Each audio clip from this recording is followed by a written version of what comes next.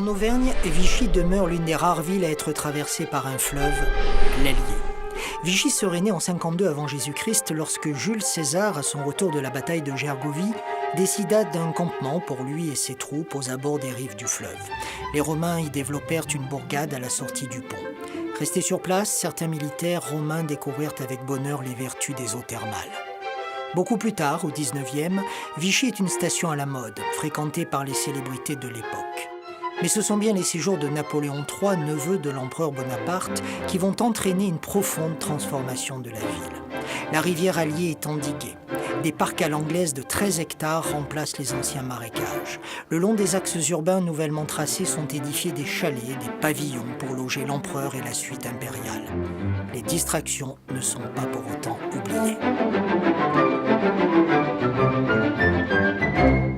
Merci Claude Malhuret d'être avec nous. Vous connaissez bien cette ville, vous en êtes le sénateur-maire. Alors ici, nous ne sommes pas à côté des berges de l'Allier, quoique l'Allier ne soit pas très loin tout de même.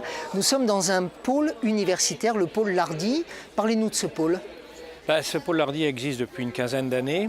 C'est très important pour une ville moyenne comme Vichy, parce que si vous n'avez pas de pôle universitaire, les étudiants, les jeunes s'en vont. Et c'est bien le problème des villes moyennes. Donc il fallait absolument garder les jeunes ici. Notamment grâce au Cavillam, avec bien évidemment cette force liée à la formation autour des langues étrangères. Voilà, le Cavillam, lui, existe depuis beaucoup plus longtemps, mais on lui a permis de s'installer dans un site beaucoup plus prestigieux, beaucoup plus agréable, parce qu'il y a une grosse concurrence. Et par conséquent, c'est des stagiaires et des étudiants du monde entier qui viennent apprendre le français à Vichy. En plus, vous voyez, ça rajeunit la ville, ça lui donne de l'animation, c'est vraiment très agréable. Et surtout, les deux universités clermontoises travaillent ensemble sur ce site, ce qui pour nous est une grande satisfaction. Claude Malhuret, l'une des forces de Vichy, bien sûr, c'est l'eau, le thermalisme, mais aussi tout simplement le fleuve Allier, avec la force du fleuve, avec sa présence, avec son atout touristique, économique. Depuis plusieurs années, vous avez souhaité, vous en tant que maire de la ville, avec votre conseil municipal, réhabiliter peut-être pas le fleuve, mais bien les berges.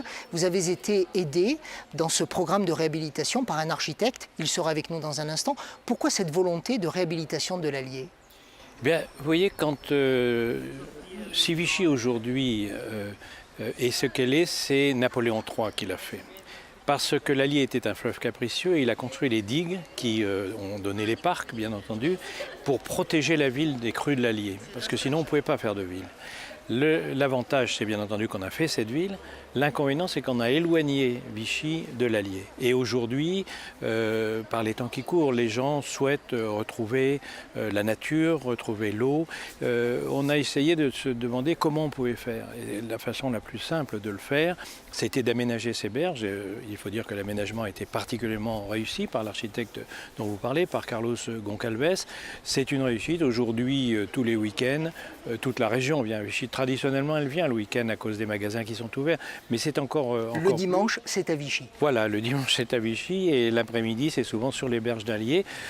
À tel point qu'aujourd'hui, dans le cadre du pôle métropolitain, on a décidé, c'est pas nous qui l'avons demandé, c'est tous ceux qui venaient à Vichy, tous les maires de tout le long de l'Allier, qui souhaitent faire cet axe vert, cet axe de l'Allier, depuis le sud jusqu'au nord, depuis Brioude jusqu'à Moulins. Et la région est en train de s'engager dans ce processus. Donc on va être, et tant mieux, on va être imité. Il faut absolument faire de l'Allier une voie verte sur tout son parcours en Auvergne. On se quitte quelques instants, Claude Malhuret, et on retrouve justement Carlos Goncalves, venu spécialement de Lyon. Il est architecte et il vous a aidé, avec d'autres, à cette réhabilitation des berges de l'Allier.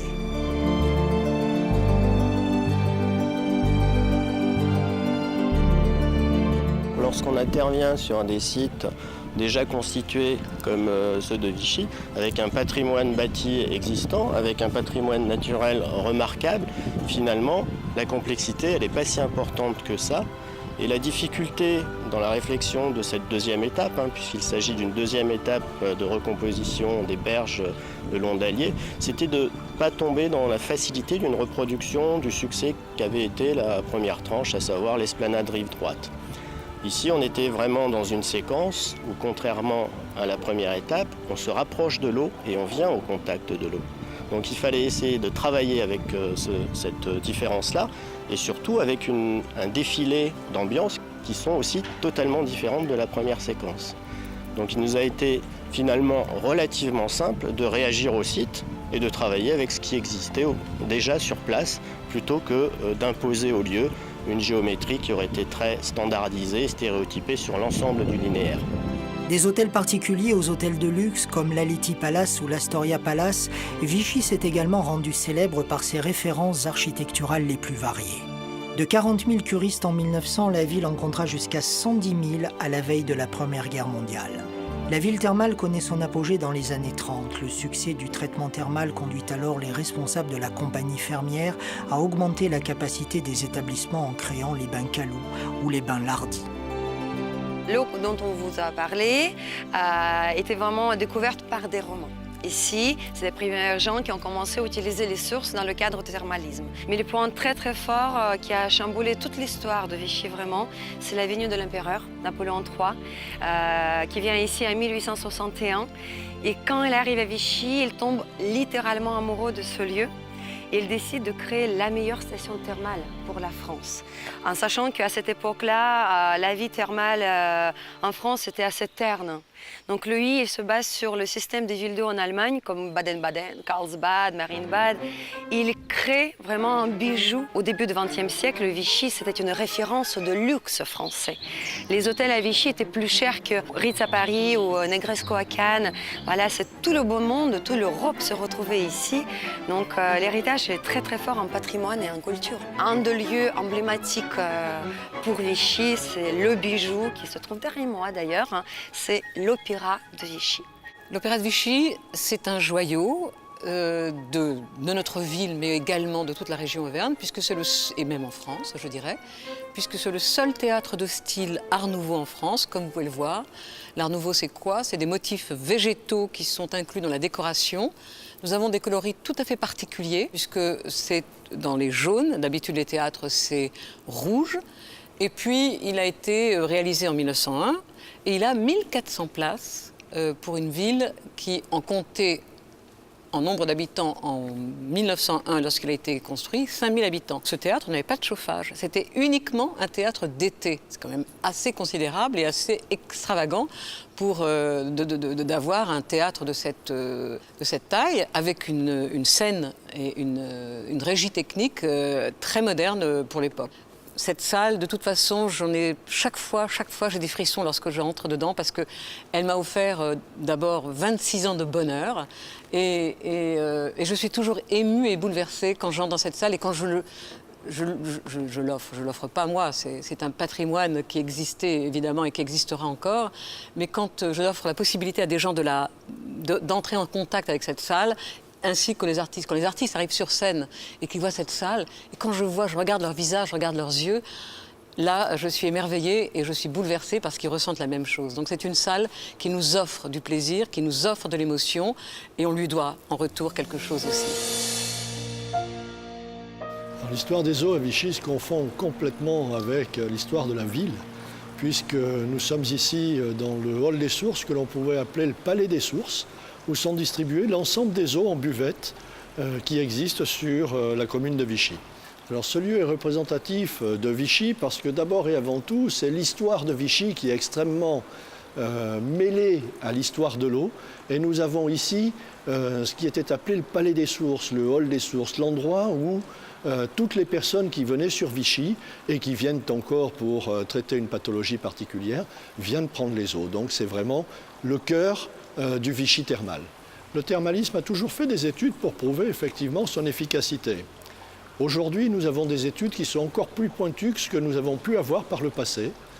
Nous avons des études qui ont été menées par la FRET, l'Association française de recherche thermale, et qui ont démontré l'efficacité du thermalisme. Il y a la catégorie d'abord de ce que l'on appelle les touristes, parce que finalement, ils viennent dans le hall des sources, viennent prendre les eaux de Vichy pour savoir ce que sont les eaux de Vichy, et ceux-ci n'ont pas forcément de pathologie, puisqu'ils ont une source qui leur est dédiée, qui est la source Vichy-Célestin.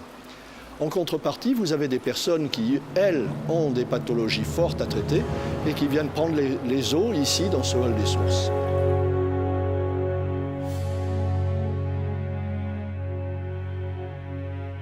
La compagnie de Vichy gère l'ensemble des éléments qui concerne la marque Vichy, c'est-à-dire l'eau de Vichy-Célestin, qui est distribuée France entière, mais aussi à l'étranger. Nous gérons 3 établissements thermaux ici, avec les hôtels qui y sont associés, et nous avons une activité de gestion de marque avec les pastilles Vichy, et également avec les cosmétiques des laboratoires Vichy. Cela dit, la notoriété de la marque, on s'en rend moins compte en France, probablement, et surtout à Vichy, est très importante dans le monde entier. Vichy fait partie des principales marques françaises les plus connues au monde, grâce notamment aux cosmétiques qui sont gérés par L'Oréal, et nous sommes également extrêmement connus comme étant la reine des villes d'eau. À ce titre, on vient nous solliciter pour mettre en place des medical spa hôtels dans le monde entier, et c'est comme ça que nous avons une activité à la fois de conseil et de licence de marque pour créer ces medical spa à l'étranger. Nous en ouvrons 4 l'année prochaine, 2 au Maghreb, 1 en Europe de l'Est, à Marienbad, ce qui est assez amusant, et également au Qatar, plutôt orienté sur le diabète. Vichy, d'une façon générale, la communauté d'agglomération de Vichy a choisi santé, beauté, forme, nutrition. Ça, c'est quelque chose qui a été lancé il y a exactement 25 ans. C'est pas quelque chose de récent. Et on s'aperçoit que quand on regarde l'ensemble des activités qui sont liées au biopôle, toutes ces activités qui sont autour, elles tournent autour de ça. Et cette stratégie, elle a été choisie il y a 25 ans et on est parfaitement en cohérence avec la politique de la compagnie de Vichy, qui, elle, n'est qu'un des maillons, mais peut-être moteur et emblématique de cette activité. À quelques dizaines de mètres du pont-barrage où le principe des ascenseurs fixes permet au saumon de remonter le fleuve, l'hippodrome de Vichy-Belle-Rive propose aux amoureux des courses un véritable spectacle permanent. Depuis 1875, avec 3 pistes réparties sur 59 hectares, l'hippodrome est un lieu d'exception pour vibrer au rythme des courses de trot, des courses de galop, ainsi que de nombreuses soirées et événements ouverts à tous.